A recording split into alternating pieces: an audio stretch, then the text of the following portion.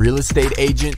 Are you looking to acquire clients consistently so you can grow your business and your income to live a great lifestyle?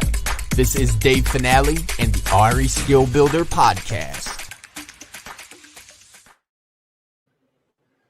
Good morning, everybody. Good Friday, everybody. Hello, well, it's not Good Friday. That's a mistake. But anyway, hello, everybody. It's Dave Finale here, and this is Real Estate Talk TGIF, episode number 175. And I'm so grateful to have a friend, someone I've known for a couple of years that has taught me an awful lot about persistence, about discipline, about principles in the real estate business. Jeff Bonk, Homes by Bonk. He is a local realtor in New Jersey. And he stays within he does mostly within Hoboken. That's right, Jeff, right? Am I correct Yes. there? Right. He has built a niche by being local and has done so many different things to do that. And we have people from all over the country, but we like to have local people to come on that are really crushing it in their markets. And one of the things that Jeff does is he continually educates himself.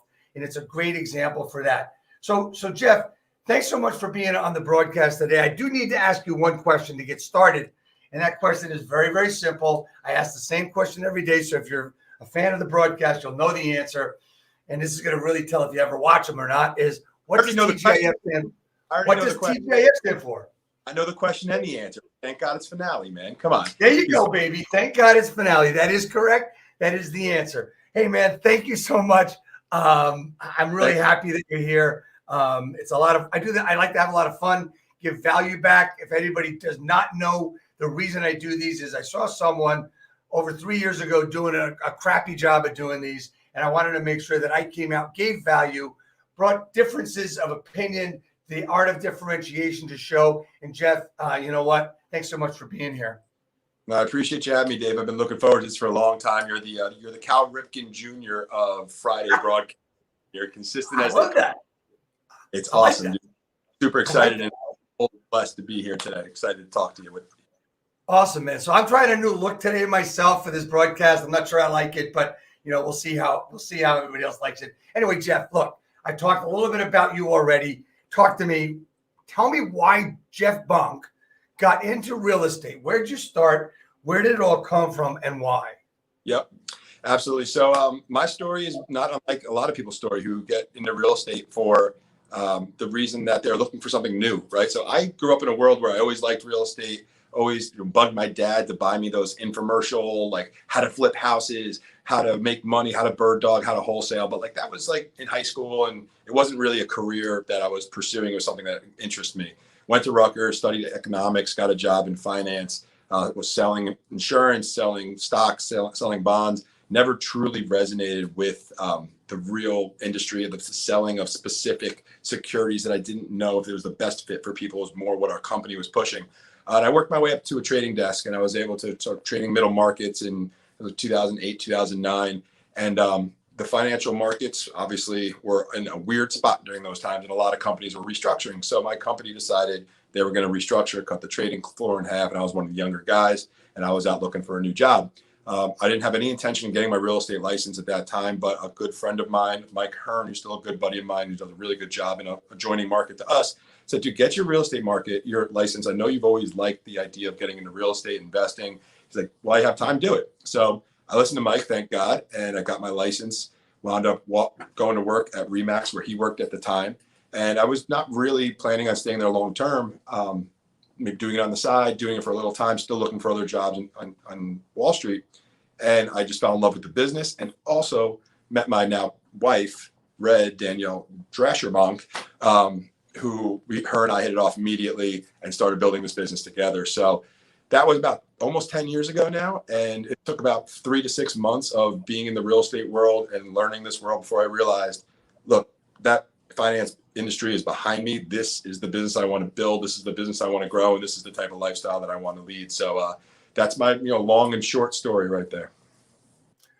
That's really cool, man. I mean, you came from one thing to the other, and just, I mean, I heard you talk about, bugging your dad to buy the infomercials. I mean, the one that was really famous for me and people of my age and before is Carlton Sheets. I don't know if you ever heard of Carlton Sheets.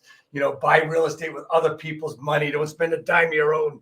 And you know what? It's funny. Now you get people to actually admit that they bought it and realize North Jersey, hey, it really doesn't work that well. But other parts of the country does. You know? So man, talk to me about you've been into business, right? Talk to me about being in that niche. You're in a niche. You do business everywhere. I don't want to pigeonhole you there, but I'm saying you have a specific niche. Tell me about the reason you decided to really hone in on Hoboken. Yeah, so we realized early on in this business that there was really two ways to go about building a long-term sustainable business. And one way was getting super, super dialed in on prospecting, cold calling, cold prospecting, working new leads. And the other was to try to build as niche of a business as possible where you could be seen as an authority figure in that market. And it would take more time, but it would be more sustainable and less, day-to-day pushy work.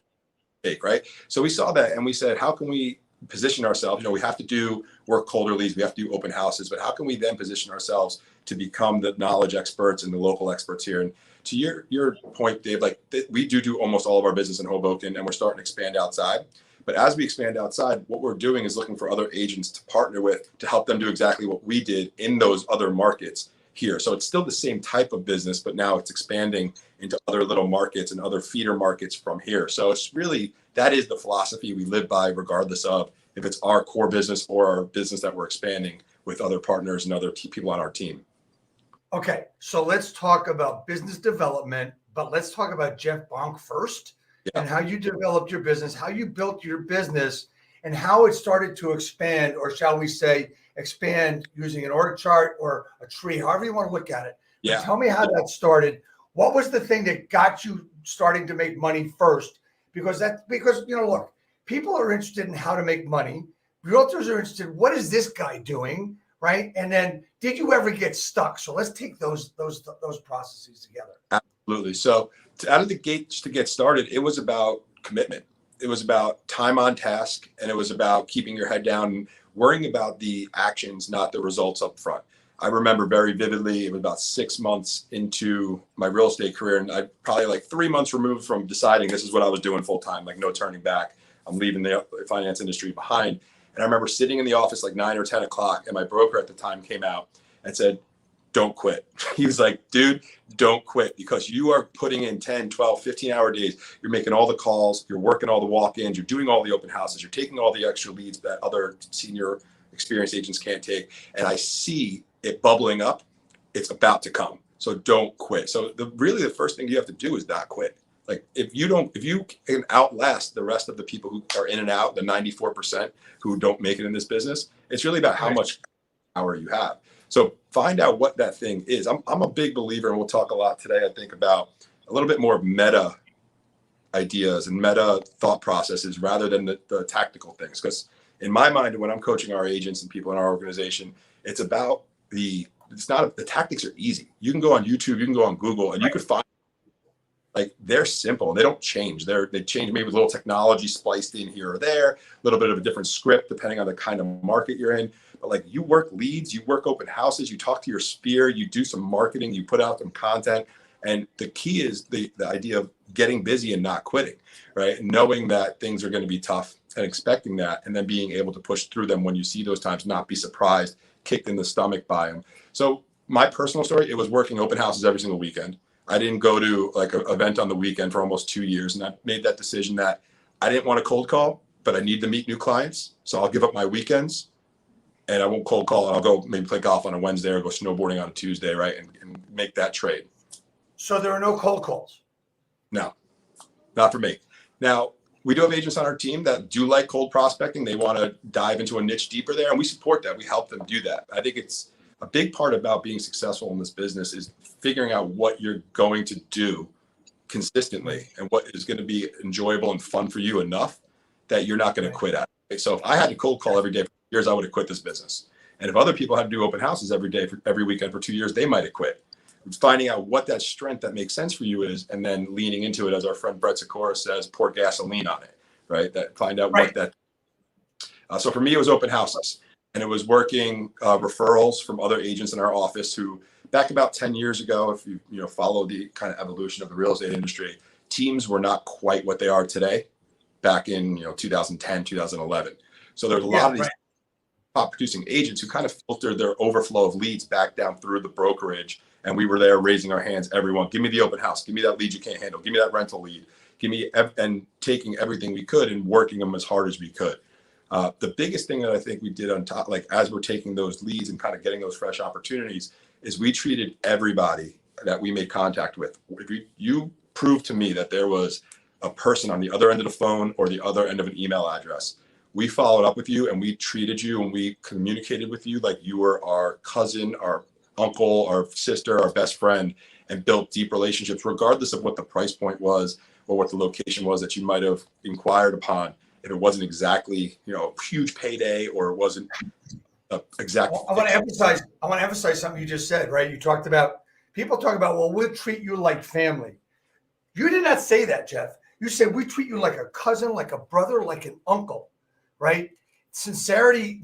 I'm getting a lot more sincerity from you than I get from typical agents. That's one thing you're not, by the way. Go ahead, continue. Thank you. Yeah, being specific, right? Like not being that broad, sweeping, we treat you like family cliche, like getting more, how can you resonate more with people and be a little bit more specific in the way that you communicate? So that's what we did. And to this day, like I can trace back 15, 20, $25 million of business over the last 10 years, just to like a single $1,000 or $1,500 rental inquiry. Because we rented them something, they referred us, then they bought something, and they referred us, and they bought something. And there's like 4 or 5 cases of that really built out a large chunk of our business year to year. And it's because taking that approach on things. Now, that was our approach, and we were able to stay consistent. I was able to reach out to people over and over and over who may not have responded until we built that relationship.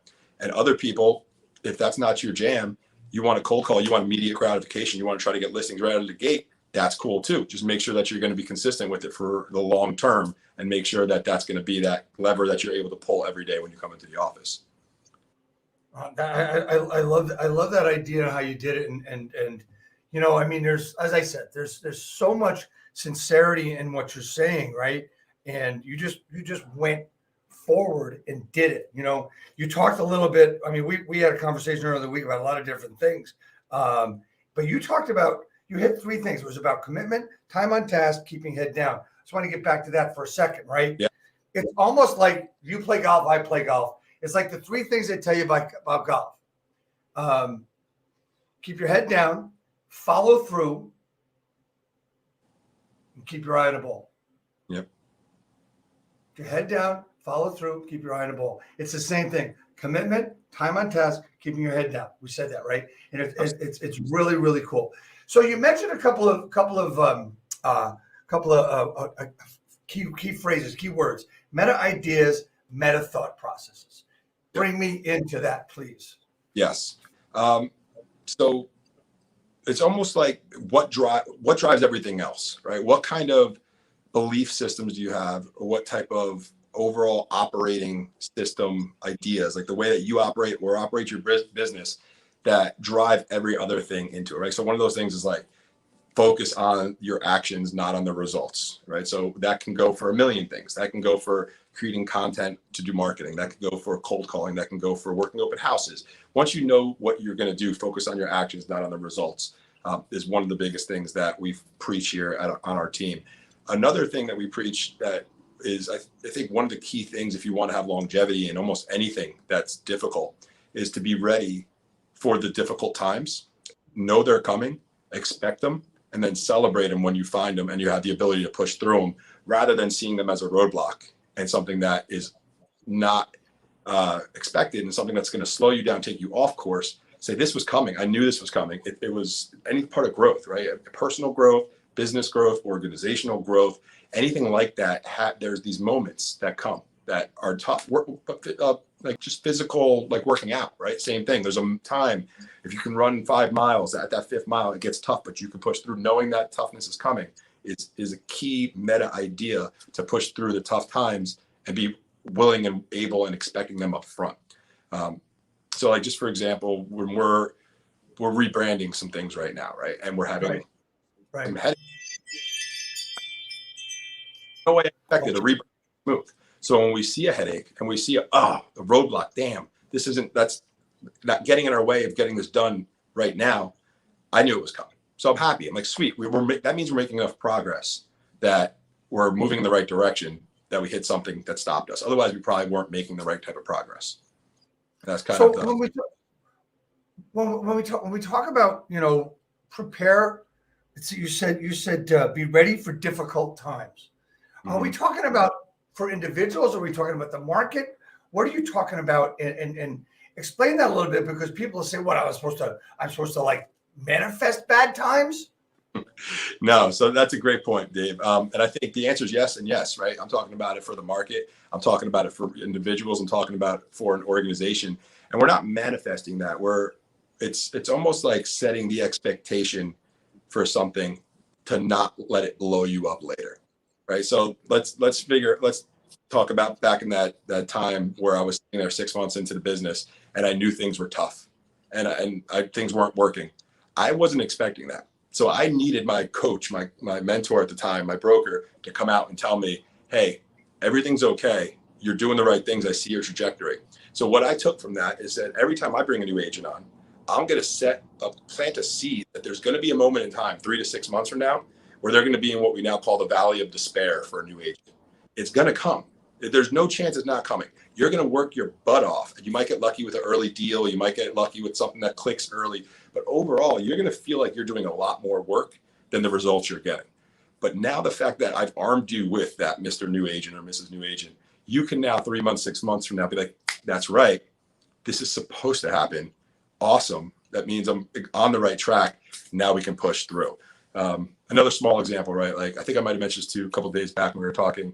I'm a weirdo. Like I do weird things. I mess with my diet all the time, my workout routines, and I've been big into fasting lately, right? Doing intermittent fasting and even 24, 48-hour fast.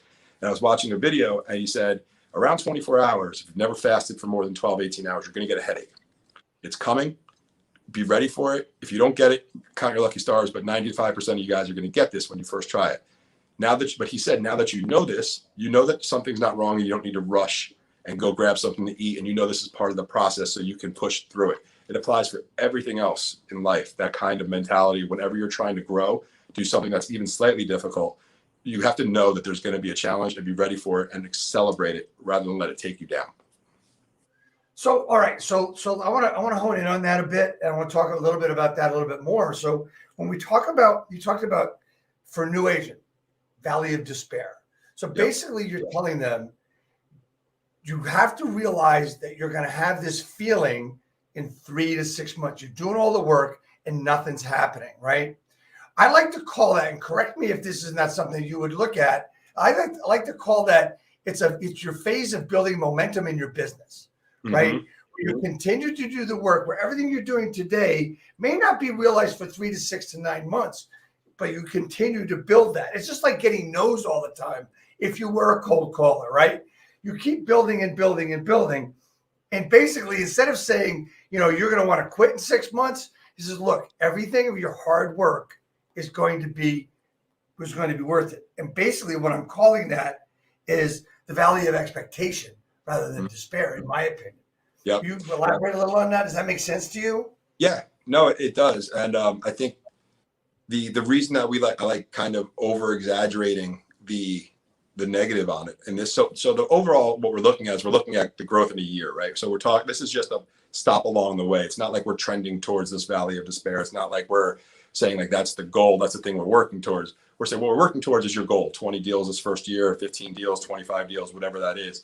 But along the way of the process, there will be this time.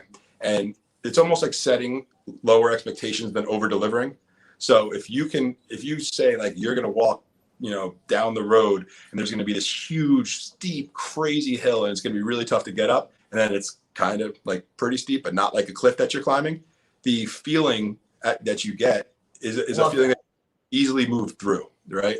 So I get where you're coming from, where you don't want to set like this negative connotation or anything like that, but almost like, because we know it's going to be tough. We know, like we've all been through it and we've seen new agents go through it all the time. So setting that from, and also letting that weed people out early. Like if a new agent, when in an interview, I talk about this in an interview when we're hiring people for the team.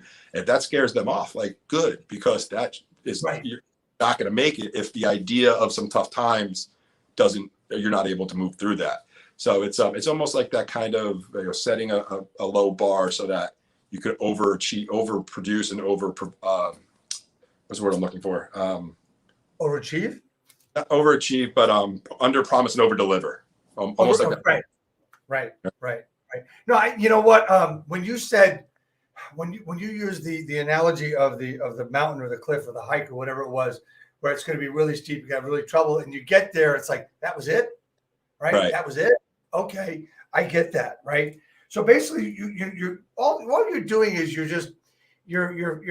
actually telling the possibility of the future where they may feel it. But here's the one thing that I do know.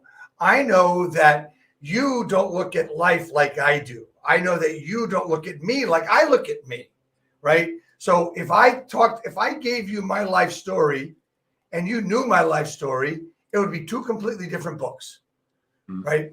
Completely. You're just helping them manage expectations on what's coming.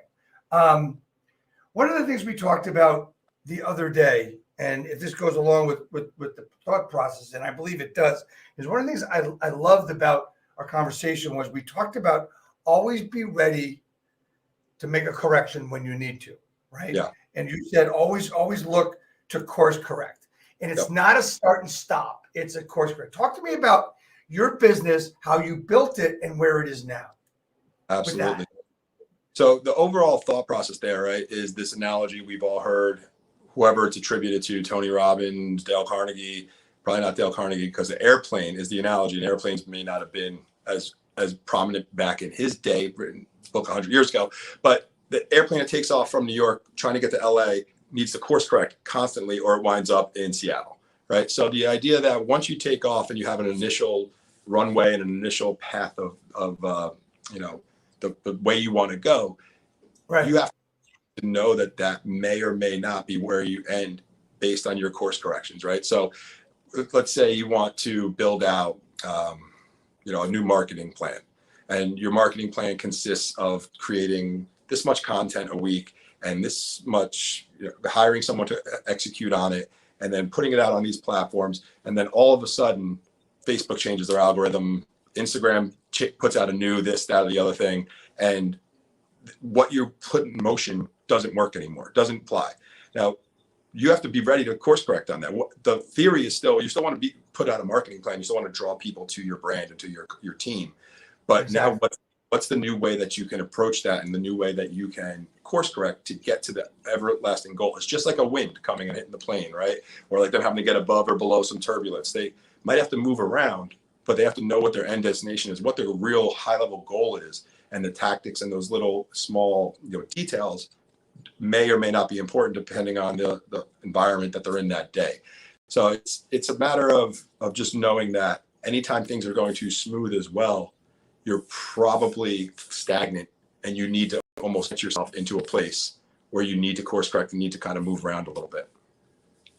Awesome. I love that whole process, because it's anticipatory, it's expectations, it's knowing that you're going to need to make changes. I can talk about a good friend of mine on the West Coast who does an awful lot of business. You know him, Kyle Whistle, who more than a year ago, he decided to trash all of his systems and restart. And this is a guy doing, at that time, probably 350 million a year. Now he's up to 500. Wow. I wonder why he made the change, right? Yeah. So he rebuilt all his systems and, didn't really add many people. He did, but the point was that he course corrected because he knew that his trajectory is more. It's the same thing, in my opinion, about goals, Jeff. And I want to know what you think about this. When we're set goals, a lot of times we get to the goal and we say, okay, that's it. We made the goal. What now? Right. But the right way to do it is to set the goal. And as you get to it, you start reaching higher and higher and higher. I know with me, I run a few times a week. And when I reach my goal of whatever that minute per mile is, every time I've achieved it, I've done that. And now I realize my goal is not that number. my goal is daily improvement, right? Daily improvement. I keep setting it up and I commit to it. Hey, look, you know what I ran this morning? Did I want to? Nope. I wanted to stay in bed. But here's the thing. When I wake up, got to run today, that mind that's in my head, I got to get going. So when we talk about that, it's you're going to have to adjust. So I want to transition from there into the difference or the differentiation that you found in your business and how you built it. So you went from a single agent and started building a team. You and I have talked about lead management. We've talked about lead generation. We've talked about different things. Talk to me about what you've had to do with the intricate parts of lead generation to lead management, because I think that's something that people don't understand. Yep. And you have developed a great lead management system for conversion. So there's lead generation and there's lead conversion. Everybody forgets about the middleman. Yep, absolutely. And I think what you were flirting with in the beginning of that question was the idea that it's a completely different skill set, mindset, and daily practice to be a good real estate agent and building a team and building a successful team, right? So when it was, and even when we had an assistant and then eventually like a rental agent, someone was just handling like our overflow of leads, it was part-time. That skill set was completely different. I needed to be able to talk to clients, explain the market, work through things, like be consistent on my own follow-up, my own lead gen, and my own marketing and my own just actions of doing open houses and like doing the client-facing stuff. Once we realized that we really wanted to build a team proactively, so like we kind of had this organic team that started to form just from us having more business that we could handle and wanting to keep it kind of under our umbrella as teams became more and more prominent in the real estate industry, rather than just kind of like partnering up with a referral type of agent. We said, this is really fun helping other people succeed in the real estate industry. And the real estate industry is getting more and more difficult to succeed in on your own. Technology coming in, Zillow charging everyone for leads, all kinds of different headwinds that are coming into the real estate industry. We said, let's proactively hire agents. And so we started doing that. And I didn't realize at the time that I now needed to completely flip my mindset on what my daily job was, what my business was. It was the business of coaching agents, holding agents accountable, which is the number one thing that I think a lot of young teams and teams that are not fully kind of scaling the way they want to work, because they just assume that everyone's accountable to themselves, because that's how they their first few years, but accountable to a system, accountable to a process that all works together, right? So if we build out an amazing transaction department who handles all the files, like how do we connect those things? We have to hold everyone accountable to communicating properly, working those leads properly, working together. So what I realized is that I need to systemize this a lot more than what it was before, because it was kind of organic before. It was more whatever, we were taking leads from everywhere we can get and kind of just working them in the way that we knew that would work.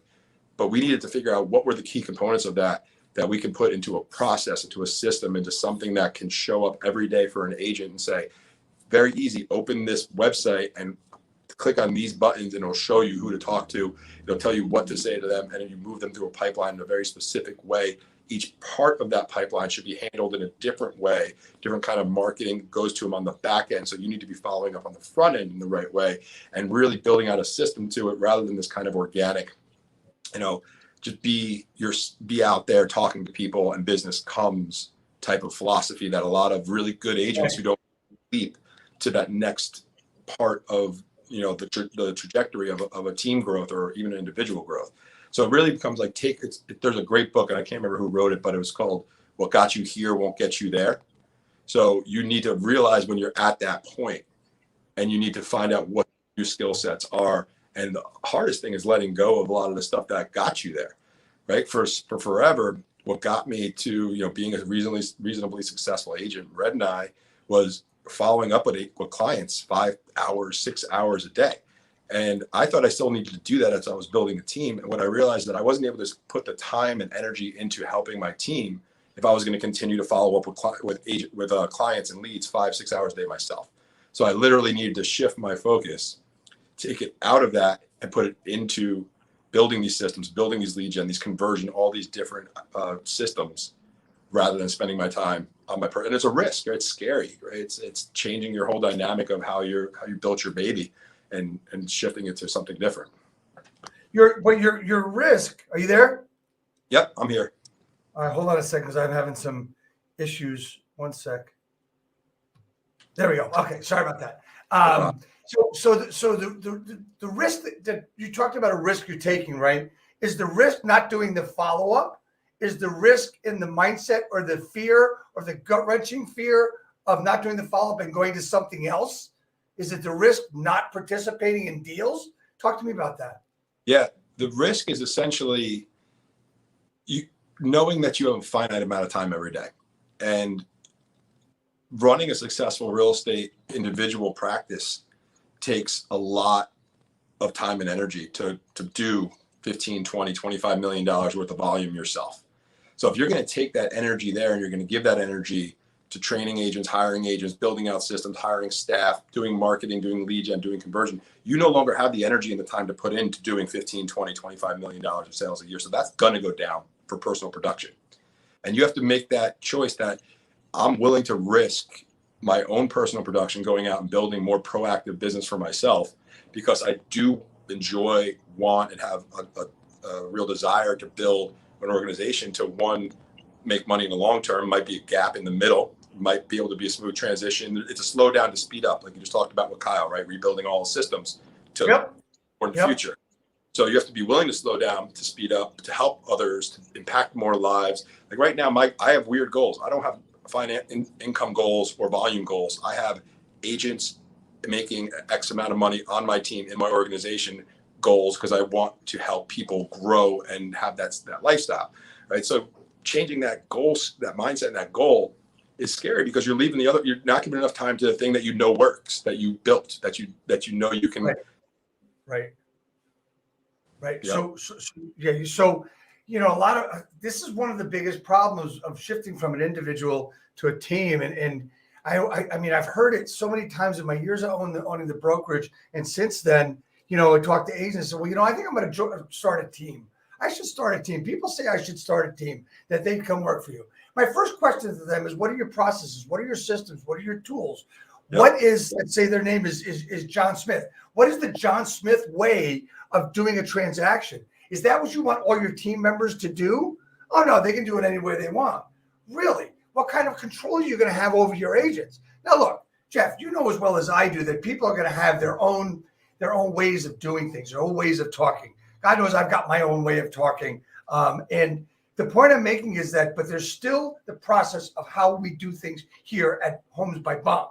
There's still the process of how I do things at Real Estate Skill Builder. And that's how I want them done when I have my VAs doing the work and ISAs and all that stuff. It's got to be done my way, right? So was that something that worried you about, being able to tell people this is the way it's going to be done? Was that one of the things that got in your way, or did you just said, screw it, this is my way, you don't want to do it, you can't be here? No, that's definitely something that both got in my way and is still in my way to a certain degree, right? I think it's personality type. I'm a very people pleasing, don't want to rock the boat, don't like confrontation type of personality. It's how my parents were, it's how I was raised, and it's just the kind of person that I am, that I don't like conflict. I don't like being authoritative in any way. So how I am overcoming that, and how I have overcome that, is by first of all, taking an approach where everything we're doing is for the agent's benefit on the team, right? None of it's for Homes by Bonk's benefits or my benefits. I can make more money and have probably a better lifestyle today just going back to production than I would. We have 6 awesome agents on our team, but it's a lot of work to manage the infrastructure and right. cost too, right? So it's not about me at all. It's about literally the agents on the team, the current and future agents on the team, and wanting them to be successful and want to help them get there. So as soon as I flipped that, I said, my way or the highway doesn't really apply here. It's what is the way, right? What is the new way to both make the business profitable and make the agent's lifestyle and income profitable and the way that they want to live? And now let's create a new way, because the old way didn't work. Like, I don't expect everybody to give up 2 years of weekends to work open houses. That's kind of unreasonable. I'm a psycho, right? I did that, but everyone's not going to do that. So like, what is the bare minimum standard? What are the levels and the things that we can say, like, look, if you're willing to do this, this is what we have. And that works, right? And we can be in business together and make money. If you're not willing to do at least, like, we give you 10 leads a week. If you're not going to call them all 10 times in the first 10 days, I can't spend money on those leads. It just doesn't make sense. But as long as you're willing to do that, you don't need to work 18-hour days like I did the first 2 years. If you don't want to, that's fine. Let's find a new way that this whole organization works together and build an infrastructure around it, right? And also support that from the back end. Yeah, I love it. I love the way you built that and the attitude toward it. I've spoken in the beginning about local, about Jeff Bonk and Homes by Bonk in Hoboken, right? So you do a lot of local niche things, right? You do one of the things is you do a lot of different things, right? You do local niche things, you do things to help other realtors, and you do things to help communities and to promote other things. Talk to me about your processes and systems that you use to build the Hoboken niche and what you're doing along with Red and everybody else on your team. Yep. So first thing I would suggest is marry the most social butterfly that you could find and put her on your and let her free. So no, but like, all joking aside, is getting off the ground the first couple of years, like, and then we'll get to systems and stuff we're doing now a little bit more like dramatically. It was just getting involved in everything. Get like something Hoboken, we're there. And we're not there like, hey, we're the realtor, give us your business. We were just there making friends, building relationships, getting into new groups, getting into new organizations. It could, like, we got a dog, all of a sudden we're meeting people at the dog park all the time. We had kids, all of a sudden there's all these kids activities we're doing, and just always being out in the community. Red's on every board and every different committee there is for our community and our building. We live in a larger community uptown. We're at city council meetings the other night. We were at the Hoboken Art Gala, just meeting new people. We met like 3 new people, and real estate didn't even come up, but now we have 3 new people that we're friends with that we're going to get the kids together, or we're going to go meet they said, come to the council meeting. There's this big thing going on. Why don't you come help us out? So it's just getting involved in your community, right? Doing it with no real agenda, because people smell an agenda coming a mile away. And absolutely. If you talk to 20 people and you tell all 20 that you're a real estate agent, if you ever need any help, let me know and I'm happy to help you, blah, blah, blah, like right out of the gate, maybe you get 1 deal, the other 19 people get turned off. But if you meet 20 people who are a good person and you're a part of the community and you are genuinely interested in them and building a relationship, over the next 5 years, you'll probably do business with 10 or 15 of those 20 people, right? So it's a matter of getting involved on like almost a grassroots organic level as a single agent, as a newer agent in a community, to get your initial feet on the ground. Now what we do is a little bit different. Right now, there's video content that we're creating. We're interviewing business owners. We're doing Hoboken market updates. We have mailers going out about the market and what's going on in specific buildings, educating the consumer. We're doing a lot of charity and fundraising events that we market and get out there and try to mobilize the community to kind of help different causes that are important to us as well. We're on the Facebook and Instagram message boards and different hashtags and things like that, proactively putting content and connecting with relationships there as well, and really systemizing a lot of that stuff through some of our admin staff and also some of our agents out there who are getting involved in different things that appeal to them. Like one of our awesome agents, Kelly, is a huge yoga instructor, and she's out there, meeting people in that world and that capacity and really helping relationships there. So it's a matter of finding that, kind of almost back to what we were talking about, is finding your strength, open houses, cold calling, door knocking and then leaning into it in a proactive, like actual purposeful way. So like we love going to the parks with our kids, and we love doing all the community events that come along with being a young family in this community. So we just make sure we don't miss any of them. We go to all of them, and the business that we've created in the general, like, just draw to who we are in the community just naturally, organically expands while we do that. And splicing them into a lot of our marketing, a lot of our social media stuff, like showing what a lifestyle is for the type of client that you're trying to attract. Like, what does a young family do in Hoboken on the weekends? I'm putting up stuff of what's going on in the community all the time, at the park, at this event, or whatever it is, and really becoming, a magnet to the type of people. And then your real estate stuff starts coming, right? And they understand that you're in real estate, but you're also the type of person who understands what lifestyle they may be looking for. So you're putting up all different kinds of content, and you're doing that social media, of course, right? You're putting up content about what's going on in the area. You're putting up content about what you're doing, and I got to do it a side question, right? Did you buy the dog for real estate, or you wanted to have a dog? You asked me or Red, but she's all right. What's that? I said, depends if you ask me or Red that question. But now she's my baby too. So I love dogs too. All right, cool. So $1 million. So if you were going to give a list of a number of things that an agent should do to build a community, build community info to build their business, would there be something that's set in stone, or would it be all different things? And what types of videos and what type of content would it be? Because you are an expert in doing this, because you do it so very, very well. Thanks, Dave. I appreciate that. So there's two main things that pop up that are like the cornerstones of any kind of content campaign for a community in my mind. And the number one is market updates, right? We've done them everywhere from weekly, 100%. monthly, depending on what type of market you're in, depending on what season you're in, depending on how dynamic your market is and how much it changes on a weekly basis versus monthly. I think quarterly is too long. Personally, I think a monthly is at the minimum.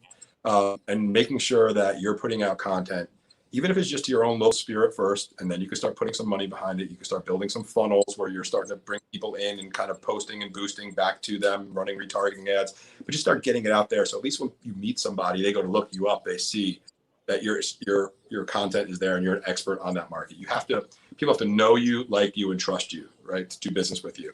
One of the old adages. And trusting. Oh, yeah. Trust is built through them, people looking at you and seeing that you know what's going on in the market. So that's number one.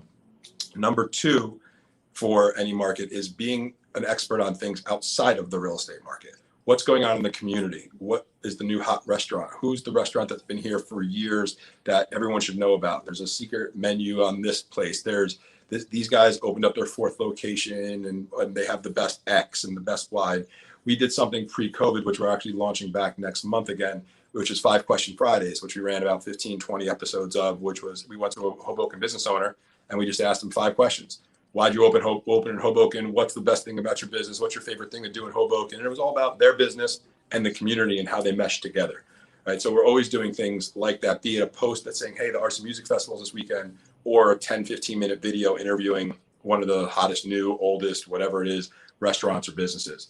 Those are the two things communities are related. But there's a third thing that I think, regardless if you're going after a niche market or if you're really looking to just expand any kind of real estate practice in any either broader market, you have to be organic. You have to post stuff about you, if you have a family, your family, if you have a hobby, your hobby, if you have a passion, your passion, because people have to know, like, and trust you, right? So they have to know you, that's putting stuff out. They have to trust you, that's being a local expert, but they have to like you too, right? Like if you are a cold person who has no organic stuff on social or on any kind of platform, when people go to look you up, the person right next to you that has something that makes them more personable, makes them more likable, is going to draw in that contact and that lead a little bit easier and a little bit more organically. So putting out those 3 different things, the updates, the local knowledge broker, and then just stuff about you. You got to be humanistic. You have to be approachable, in my mind, to really build that complete market awareness of who you are and what you do. So you on social media, you've got Instagram, you've got Facebook, and others too. But I want to just hone in a little bit on Facebook and stuff. So I know you're doing stories.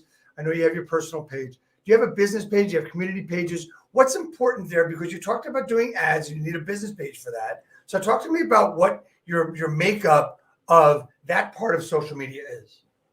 Sure. So our makeup, we have all 3. We have our personal page, our business page, and we have community pages. And I think the key is making sure you're making a real plan for all your content where it's most effective. So like some stuff just doesn't make sense on your personal page, or some stuff just doesn't make sense in your business page. But a lot of it can go cross posting, right? And it could be on both pages, could be shared from one page to the other.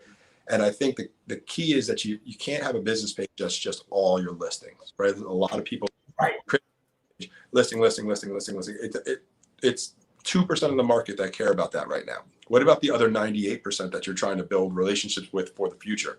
So how do you splice in local market content about the restaurants, the events and things like that? How do you splice in who you are to that page and link them back and forth in a natural way where it doesn't look like you're just have a straight agenda of pushing listings or pushing your real estate market updates down someone's throat? So that's a little bit more, in my opinion, you have to almost wait a little while to get some type of authority in the marketplace on your personal page before it's even worth opening up your business page. So I always tell our agents when they were going to new markets, especially, treat your personal page like it's everything. You're going to put your business there, personal stuff there. You're going to put your community stuff there.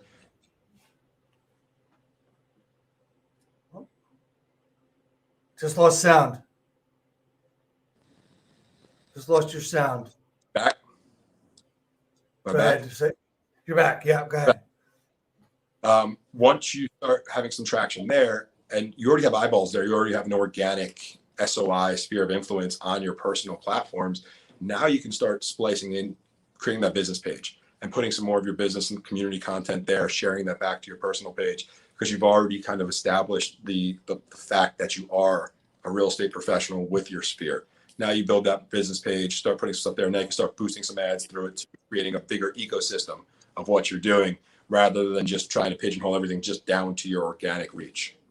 But if you try too early, like what is this page? Who is this person? And even your own sphere is going to say, I didn't even know Jeff was selling real estate. What's going on? Why does he have a business page all of a sudden? Does he even know what he's doing? But if you have a few months of content going onto your personal page, it's a nice runway for it. So let's take it one step further, okay? So you've got your personal page, you got a business page, you got a community page.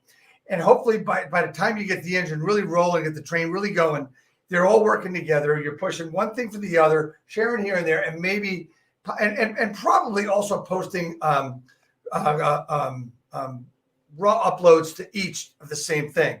Right. What about groups? What about joining other groups and getting involved in other groups? Because one of the things that I help people with who don't have a big following is to get involved with groups.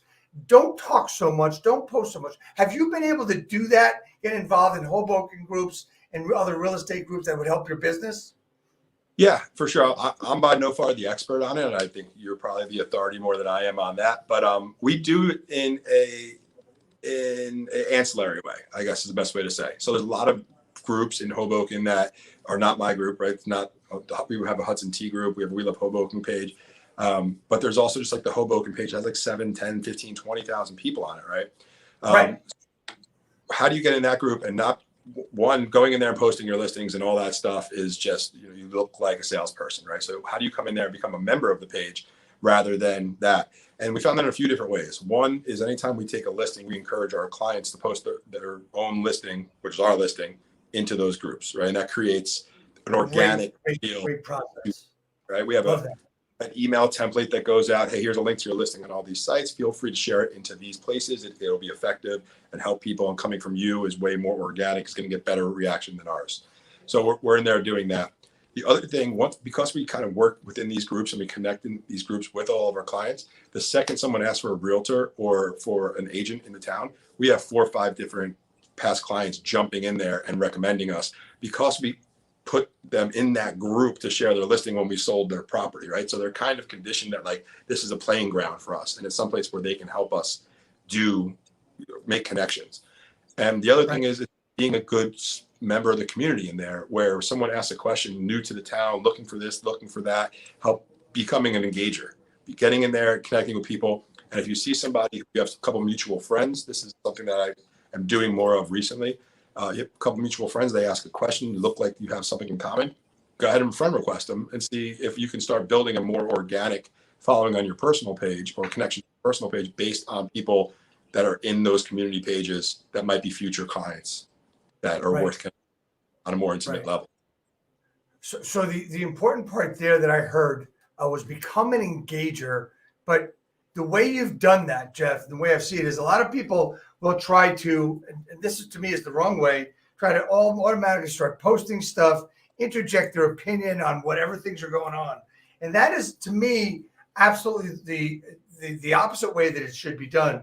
Our niches are a lot different. And what I've tried to do and been successful with it is pick my spots to comment, pick my spots to post, so now when I do this broadcast every Friday, I am posting this broadcast on many, many groups, which is what I do at the beginning of the broadcast so that a lot of people can see it.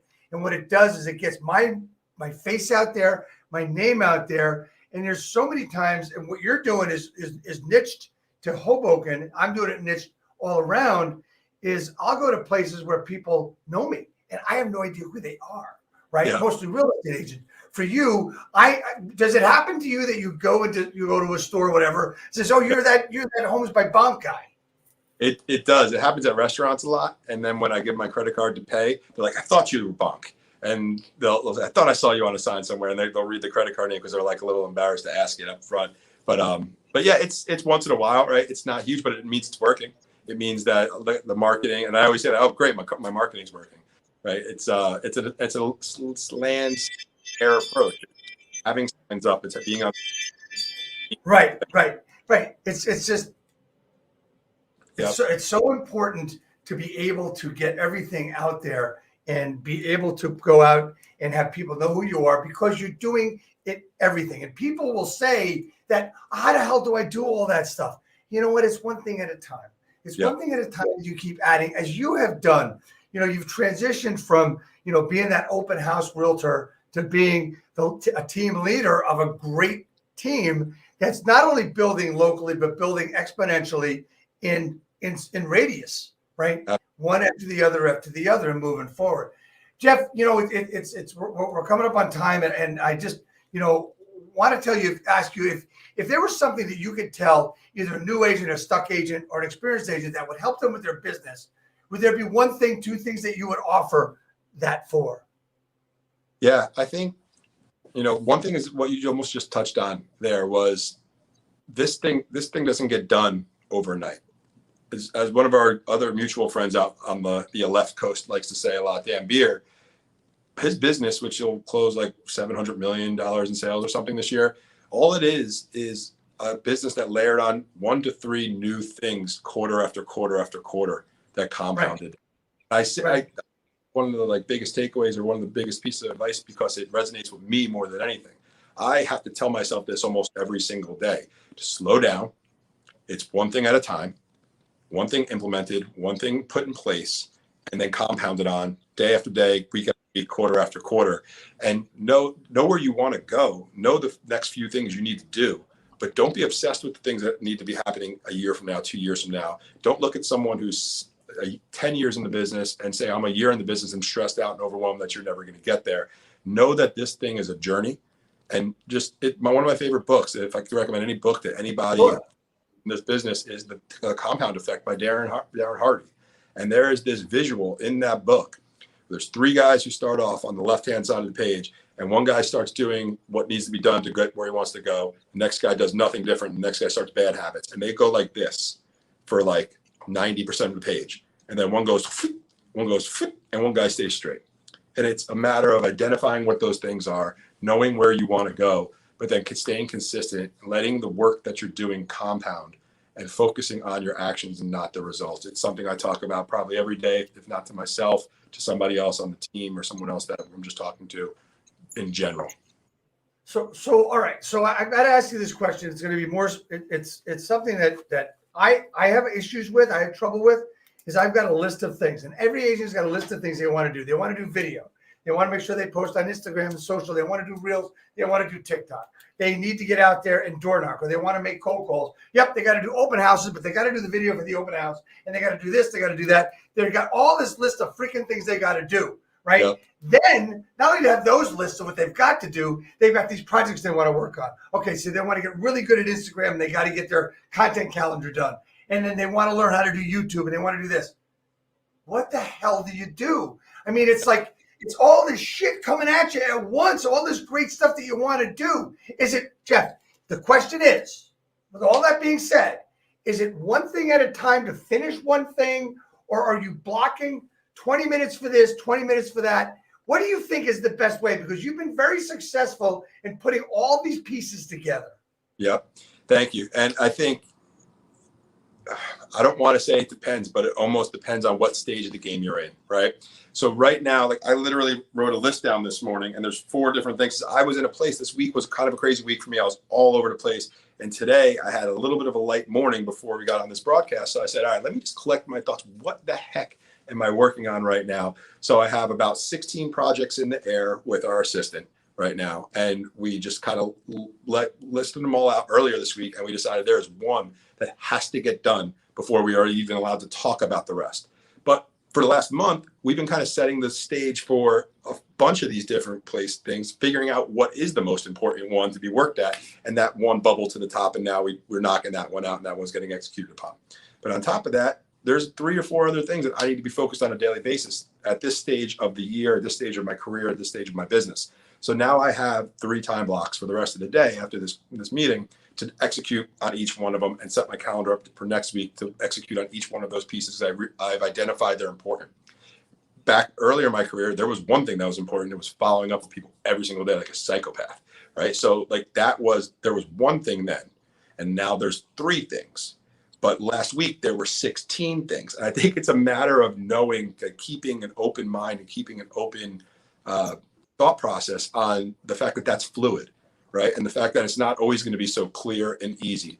So the one thing I could tell you, if you're in the place right now that you have 50 things that are on your mind that you want to do, and you can't, everything from following clients to getting better on Instagram and doing open houses. You're a basketball fan. I know we both went to Rutgers, all the Rutgers NCAA team. Get a bracket like that. Print out a blank black bracket and put everything on the edges. 64 of them, 32 of them, whatever there are. Play them off each other until you can get to the final 4 and the number 1 piece. And that's your one thing. That's your biggest priority. And then the next 3 that are on the final 4 brackets are your next biggest priorities. And all the rest of them, they're there. They're safe. They're on that piece of paper. You can come back and do this exercise again once you knock off some of those other projects, if they're a finite project. And then you can move on from there, because sometimes it's hard to visualize. I do the same thing when I come back from conferences. I take all my notes and I put them on one of those brackets and I play them off each other until I get to the one thing. This is more important, or this? Nope, this one, and move it down. And then boom, circle that one thing in the middle. That's the first project we implement before we even look at the other ones. I absolutely love that idea, because with me, I know we're on time, but I gotta go through this one little thing, as I believe that my mind, and I use a lot of agents that I'm sure, I mean, you've got this organized, you got this shit together, man. And it's blowing my mind, because my mind is what I call a white puzzle, right? I unload my mind, okay? And my very, very good friend, Grant Wise, helped me with this. I went down for a full day, 2 days of one-on-one coaching with Grant Wise a few years ago. We sat in his room, and there was like a 30-foot wall that was a whiteboard. He threw a marker at me and says, "Get everything out of your head." Because I was there to build something, and I needed his help. I stood at the board for 30 minutes, didn't write a thing. I wrote one thing, and then it all came out. Wow. The entire board was filled. He came back 2 hours later. We sat in his room, and we took one thing off the board at a time, and we did it in order for the project we were working on. Awesome. So I call my head a white puzzle. I know if anybody doesn't know what that is, if you've ever seen a jigsaw puzzle, it's got a picture on it of a stream of this, of that. But they make puzzles, jigsaw puzzles, that are all one color, white. Wow. And that is nuts. It's even hard to put the edges together. So, guys, you're not alone, who's ever watched this to the end, and thank you if you did, that it's completely there. Okay, so I went on, and I want to thank you so much for being on today. How do people get in touch with you? We've got it scrolling on the board. We've got it on the frame here. What's the best way to reach you? Anywhere. I mean, the website, the email, the phone number there. Find me on Instagram, Facebook. It's Jeff Bonk everywhere. Twitter, LinkedIn. I mean, I don't even use Twitter, so don't hit me up on Twitter. I think I have an account, but I won't. But any of the other ones, hit me up.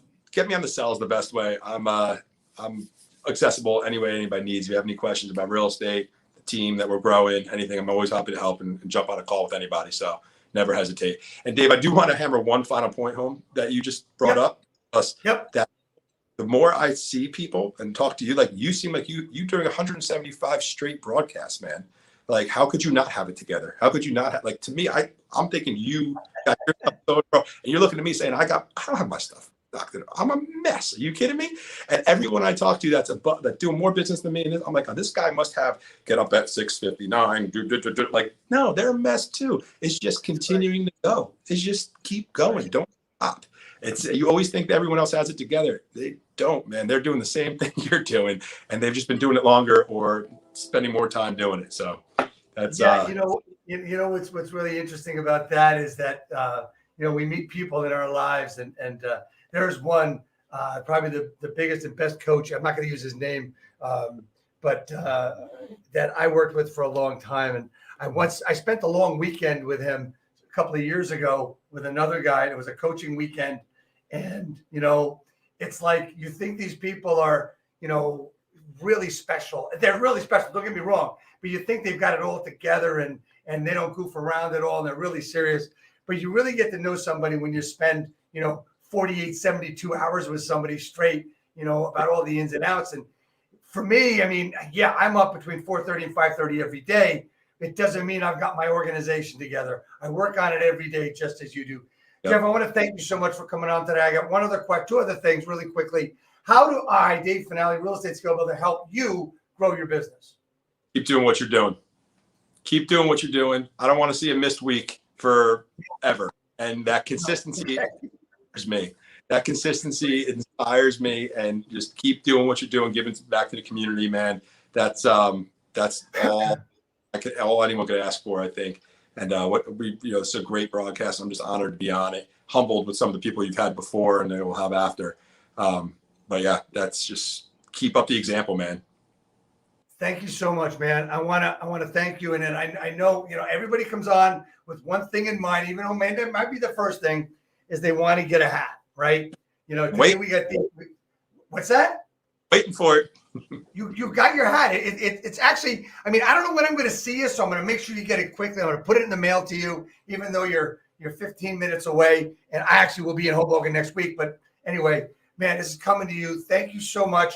That's it. We got Scott Einbinder coming next week, who is a great coach, great guy. And I don't know why I haven't had him on before, but he is an amazing individual. Jeff, just stay on for a second as we go out, if I can figure out how to do this, because there's a lot of moving parts when it comes to this system.